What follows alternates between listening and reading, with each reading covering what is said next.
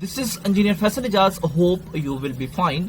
In this channel, I prepared detailed lectures for chemical engineers and also for associate engineers.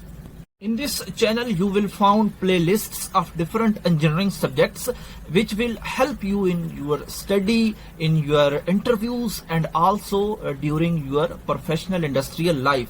So subscribe my channel for more videos. In this video, I will discuss different contents. The first of all, I will brief you about raw materials which are used for the production of sulfuric acid. After that, I will give a brief summary about sulfur and pyrite. So after that, I will enlist those countries who are largest producers of sulfur and pyrite.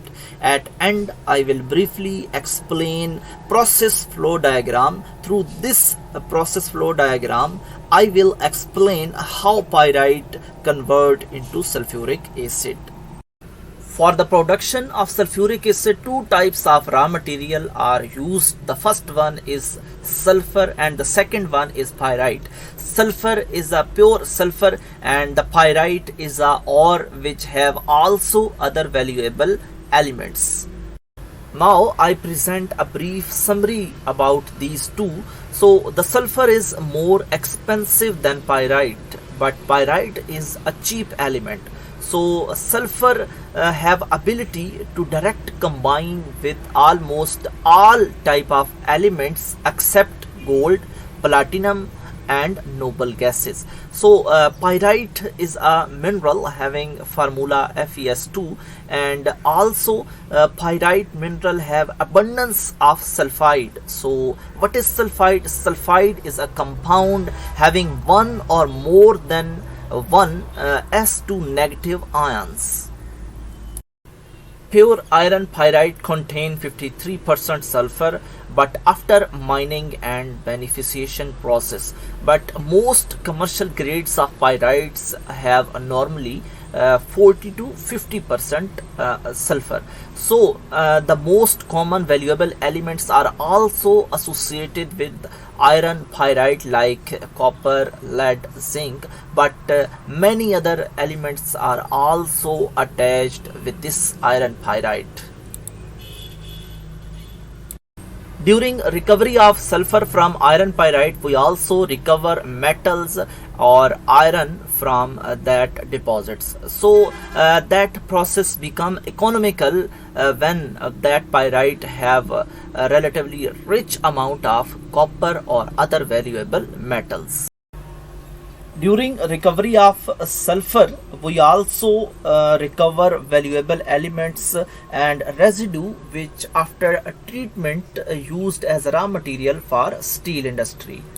Now I will enlist those countries which have large deposits of sulfur and pyrites in the world. So the first one is China, USA, Russia, Canada, Saudi Arabia, Kazakhstan, UAE, Iran, Korea, Japan, Qatar, Chile, India, Kuwait, Australia, Zambia, Poland, Mexico, Peru, Spain, Netherlands, Italy, Germany, Turkmenistan, Belgium, Bulgaria, Uzbekistan, France and Finland.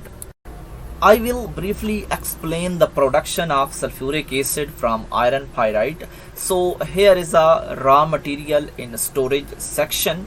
After it sent towards the grinding section to reduce its size, and after reducing size it sent it towards the roaster. So in this roaster we get a residue and sulfur dioxide. So sulfur dioxide is sent for further process, but the residue is sent to calciner where it is calcined and after that packed and shipped for further applications. Mostly that residue is used as a raw material for steel industry, and also different valuable metals are recovered from that residue. You can see at bottom of roaster, air is also provided for roasting process, so that air provide oxygen and that oxygen convert sulfur into sulfur dioxide gas. So this sulfur dioxide gas have large impurities in it. So for further processing, it must clean. So with the help of dry cyclones, we clean this sulfur dioxide gas, and the dust recovered during cleaning we send to calciner section, and the dry gas have heat during roasting process, so it must treated with waste heat boiler to cool, and after that it sent towards scrubbing and cooling section, where it enter into bottom of that chamber, and the weak acid is showered from top, and after scrubbing we get sulfur dioxide, which is sent for further processing.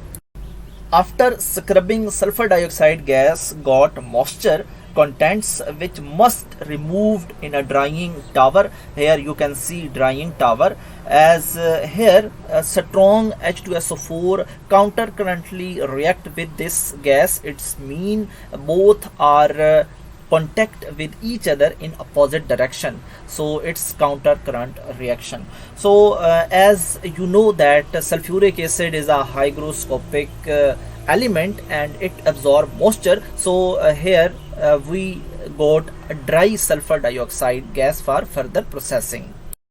After drying sulfur dioxide, it sent towards a converter which have a catalyst, and here a reaction take place, and that sulfur dioxide convert into sulfur trioxide in the presence of a catalyst.